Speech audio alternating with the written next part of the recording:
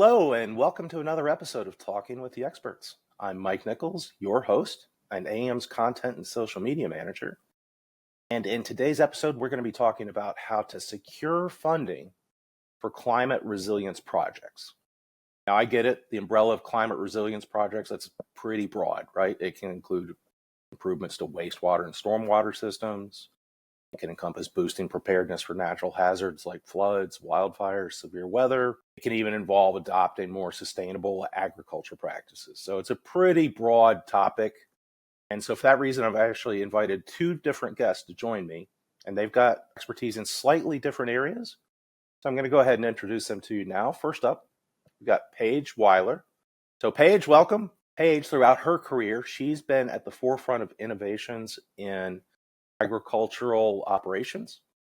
In her current role, she manages product operations for Ambrook, where she's responsible for identifying and developing the tools to help agricultural producers be more profitable and sustainable. She does everything from onboarding new customer to managing Ambrook's sustainability and grant partnerships. Prior to her current role, she worked on the innovation team at Indigo Ag, and she worked at Mineral, an alphabet company focused on scaling sustainable agriculture. She holds an MBA and master's degree in operations research from MIT and a bachelor's degree in applied math and economics from Brown.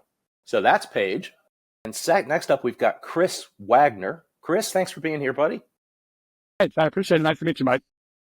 Awesome. So Chris is a grant specialist at the Ferguson Group, or TFG. Chris served in the U.S. Air Force and as a lecturer in history and political science at the California State University, eventually settling into the California Office of Emergency Services, where he held various roles in response and recovery. He led vaccine rollouts during the COVID-19 pandemic and various wildfire response efforts, including the CAR and the Camp Fires.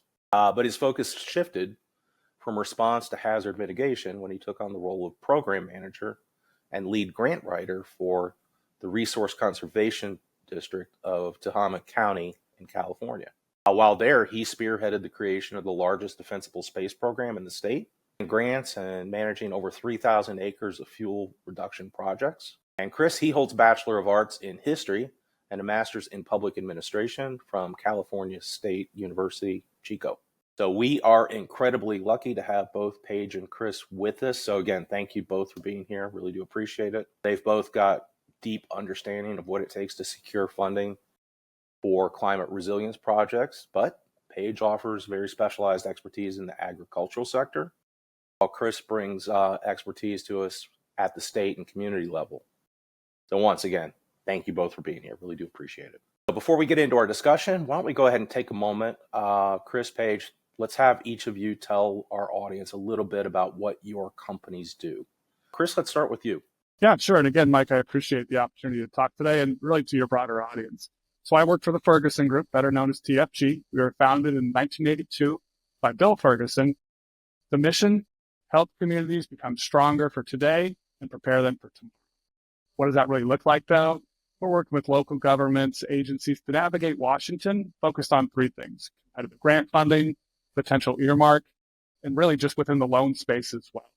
So what does that really do for us, though? We need to identify funding opportunities, provide strategic advice for those clients, and really get them prepared for the competitive grant space, which we'll obviously talk about today. And what does that really look like? I think the important part, too, and you hit on that, and I appreciate giving the background of my experience, was you're really seeing from the state to the federal level an understanding of how the importance from taking things from post-incident to a mitigation. And like you're talking about, that can look like very different things in terms of what kind of scope of work you're looking at. That's great, Chris. Thank you. And Paige, why don't you go ahead and briefly tell us a little bit about Ambrook and what Ambrook does? Sure. So Ambrook builds financial management tools for farms and ranches and also a lot of other industries that are kind of adjacent to agriculture. And we actually really started by helping farms apply for grant funding. And through that, realized that a lot of grant funding comes down to good record keeping. That's the foundation for being able to access financing. And so we didn't simply start building accounting software. We came at it from this grant angle, and it's still something that we have on our website. We have a free funding library where producers can go and search for it. And we have, since developed this financial management tool that helps you both identify the grants from our funding library and then carry that through to being able to report on it, being able to understand whether it's actually helping you be profitable and answer some of these broader questions about the business. That's great, Paige. Thank you. I'm excited to talk to you both a little bit more about how we get funding for these climate resilience projects. But let me just do a little scene setting just for the audience. So here at AM, we provide environmental monitoring and early warning systems that help communities, farmers, businesses stay more resilient in the face of growing weather and climate-related risks. But in our interactions with customers, both prospects and actual, right, we almost never hear anyone saying, no, we're good. We don't need any more help managing those risks. We don't hear that. What we do hear, though, very often is, yes, we need to do a better job of doing that, but it doesn't fit in our budget. It's just a common theme we hear across the board. And I'd love to get your perspectives on that. How does that align with your experience? Why don't we go ahead and start with you on the agricultural side? How often do you see farmers, say, holding back on investing in a solution that could help them be more climate resilient just because they don't think they have the budgets to do it? Sure. And this dates back a little bit to my work even before Ambrook. I was working with Indigo and we were launching a carbon program for farms, so paying them to adopt sustainable practices. And one of the things that I've seen over the years working with farms is it's not just about having the budget for it, but it's being willing to take on a little bit of risk. Because if you are transitioning your practices, if you're trying something brand new, there is inherent risk in doing that. And without sort of a strong financial position, we often actually saw the folks who either owned their land from previous generations or in some stable financial state were able to invest in those practices much easier because they had this sort of safety net that they could fall back on. And farms who didn't have that, it was just simply much harder to do it. So that's kind of what drew me to Ambrook, was this integration between building a strong financial foundation to be able to actually leverage those grants even better, because you know where you're at, you can map out what you need, and then go find the right grants to fill those gaps that you've identified. Makes a lot of sense, Paige. Thank you. Chris, how's that compare to your experience? I mean, when you're consulting with businesses and communities on issues like flooding, sustainability, disaster preparedness, how often do you see projects or improvements being delayed because of insufficient budgets? Often. And I think something Paige hit on that is important is that risk. Not only from the risk of, the financial side, but it's also the risk of the project.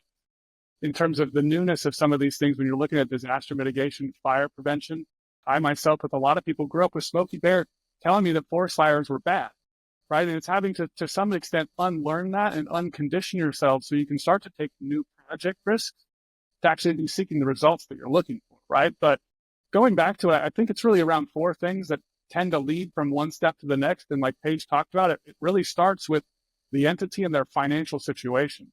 Oftentimes they're operating on shoestring budgets with not a robust framework or really some cash set on the side to be able to start looking at their capital improvement projects and how they're willing to engage.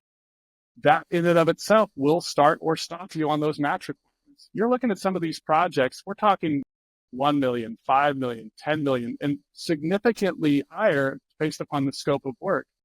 You look at your federal funding landscape asking for 10, 20% match. It's hard for, I'm going to say, any municipality or rural community to ask myself, do I have those funds to actually be able to engage? And that can stop you. You may have an enthusiastic staff member who wants to find ways to make it work, but when you have that inhibitor, it sets you right back to step one. In that stop and start planning process, it not only can hurt you within your stakeholder engagement, but these application windows are small. Yes, you'll have rolling ones that come every now and again, but when you're looking at a release of a notice of funding opportunity, at best you may have 90 days. And goodness, I can't imagine, are you prepared within that 90 days? And so that start process, it can really kill your engagement within your stakeholders. If you come to me asking for either help within my project for a match, asking me to volunteer as a match replacement, asking for letters of support or as a project partner, I want to do that. But then all of a sudden, if it stops, and then we re-engage or have to continue that cycle over and over again because environmental delays can happen. Things will come up. It's a difficult place for your community to be able to have cohesiveness to continue on with these applications year over year. That's great, Chris. Thank you. I think between the two of you, Paige, Chris, you've done a really nice job of kind of summing up the reality of the challenge that our audience is up against, which kind of brings us to the main point of the conversation, right? So my understanding is there's no shortage of funding to be had for communities and farmers wanting to invest in improvements or build their climate resilience. But you're the experts. You tell me, Chris, let's start with you. Give me a sense of like what kind of funding goes unclaimed each year. While we don't have specific numbers, I know if you look over reports that have happened over the last 10 years within the U.S. Government Accountability Office, they report that there's often unspent of upwards of hundreds of $1 million that come back into the funding cycle because of poor planning issues or things that have been identified that were taken care of when you got to contract phase, or when you get to a stated match requirement that goes unmet once you're awarded.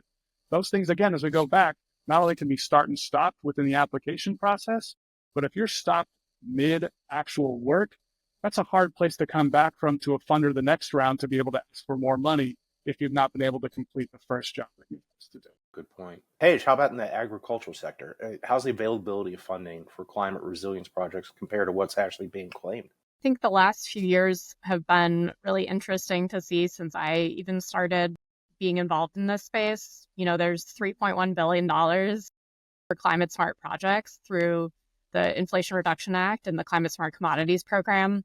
And we've actually had conversations for many of the distributors of those funds. They basically gave that $3.1 billion to a bunch of different organizations to implement projects with producers.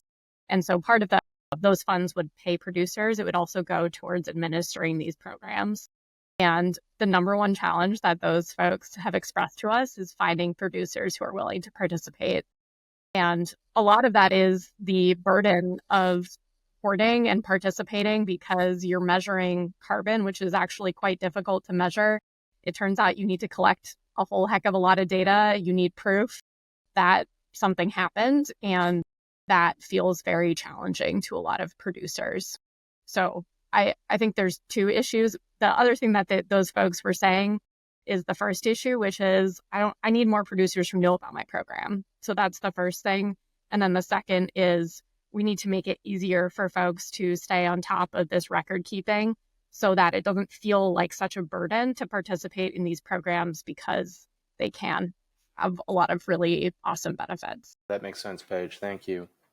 Chris, from your perspective, I mean, with all this funding out there, what's your take on why we're not seeing more of those funds being claimed, right? Why do we see so many projects being halted or delayed because of budget restrictions?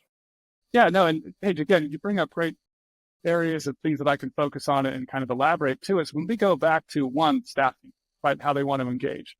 You're asking somebody who has normal job duties to be able to break off and one, apply for a federal grant application, which I can promise is not an easy process, but then to manage that post-award, where do you find that time inherently?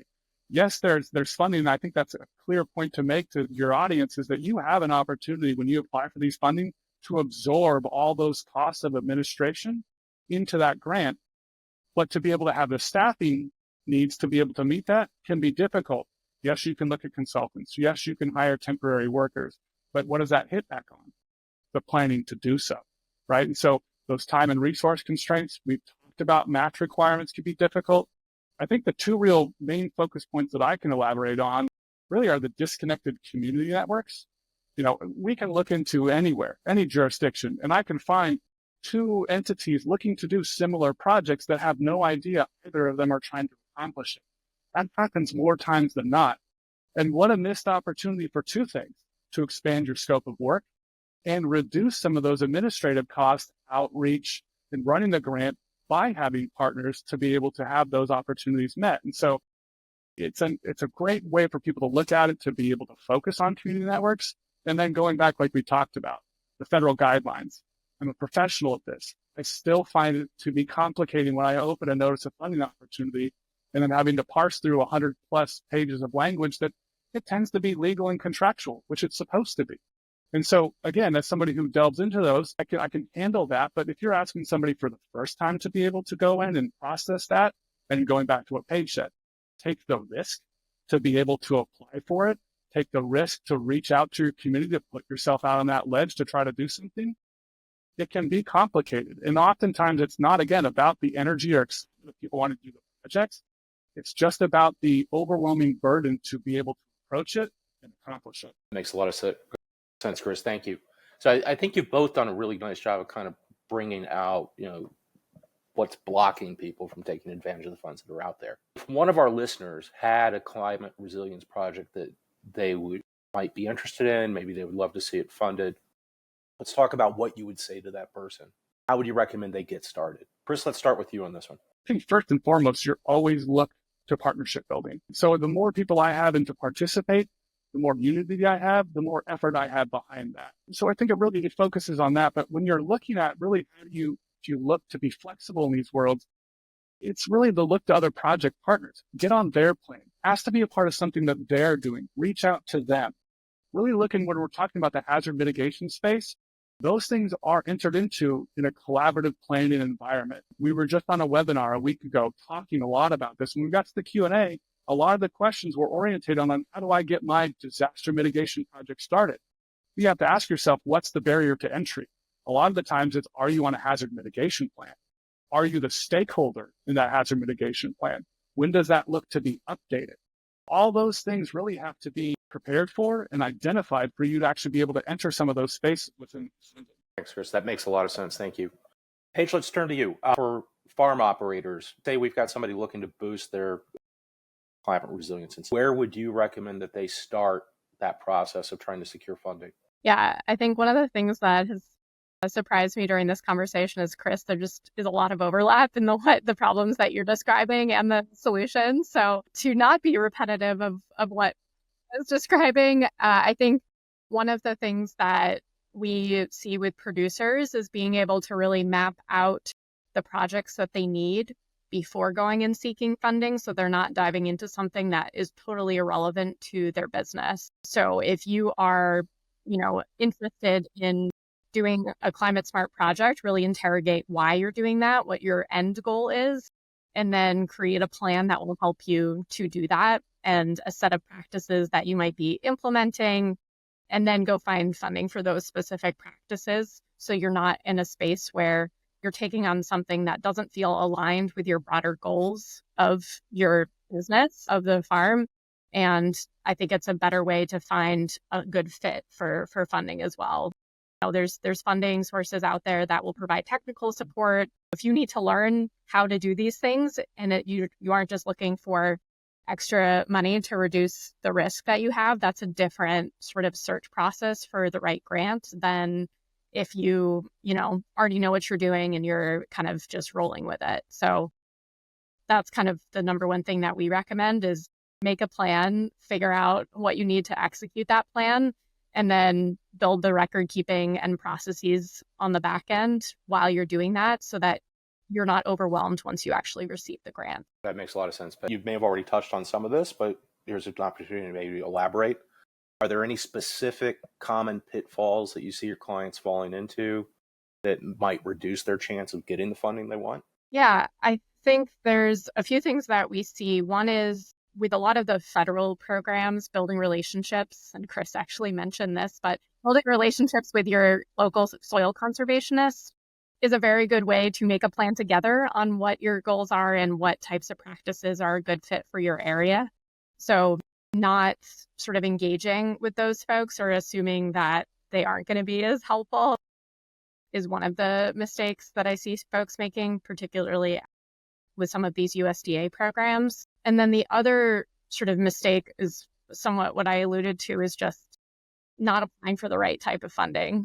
I've seen folks apply for value-added producer grants. Is not really a climate specific grant, but it was totally out of their wheelhouse and they just felt completely underwater by trying to actually implement the grant. Even if a funding opportunity looks very interesting, don't necessarily make the decision solely based on the funding you're going to get. Make sure that you are actually excited to do the thing that it is asking you to do. That makes a lot of sense. Thank you, Paige. And Chris, if we switch gears over to you, any common mistakes you see clients making which might negatively impact their chances of getting the funds they need? Having a plan B, right? You got to be flexible in these kind of ways. And so I would urge, like we talked about, is you got to get in there, read the notice of funding opportunity, understand this year's notice of funding opportunity may be different than the past, but what you're really looking to glean out of that is I want to understand narratively, what does the weight of effort look like for this application? Document-wise, what am I going to need to make sure that I have buttoned up and ready to go so I'm not at the last 11th hour scrambling to get some of those things developed and ready? What plans need to be in place for me to actually even be able to apply to some of those things? So it's about, again, planning, thinking ahead, being able to understand that you have the documents in place, and then look out for that new funding opportunity and being flexible. Maybe there is a change. Maybe you need to be able to pivot on a moment or engage a new stakeholder. Flexibility in these kind of ways, especially as we're getting into a new administration, regardless of the political party, is really paramount as you're going to approach into your next 4 years about what your funding cycle and funding strategy is going to look like. Great advice, Chris. Thank you. So let's take this from the flip side, right? So we talked about what not to do. Are there any best practices you see communities adopting which tend to improve their chances of getting funding? Chris, let's have you start us off. Again, it's going back to the plan B, but it's also engaging with your community. Something we were actually able to do was a match requirement for my mineral hazard tree removal. This was removing 10,000 trees from a WUI community post the campfire event of 2018. None of them really wanted it to happen. They moved into that community to be able to have trees within their residence, right? And so reaching out to them preemptively, making sure they understand what it is we're trying to accomplish, understanding what their goals are. If I can help you articulate to your insurance companies that there is a potential to bring back insurance to some of these communities based upon a lowering of a fire hazard zone, that is important. Being able to get out into your strategies again and being able to pivot on a moment's notice, making it is your third priority capable of being your first priority because you know it matches up with your funder's first priority.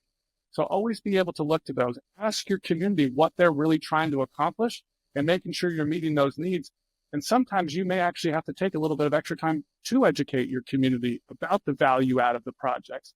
That yes, indeed, I love this amount of trees too. By the way, here's a quick picture of 1919, what your community looked like. 10% of those trees.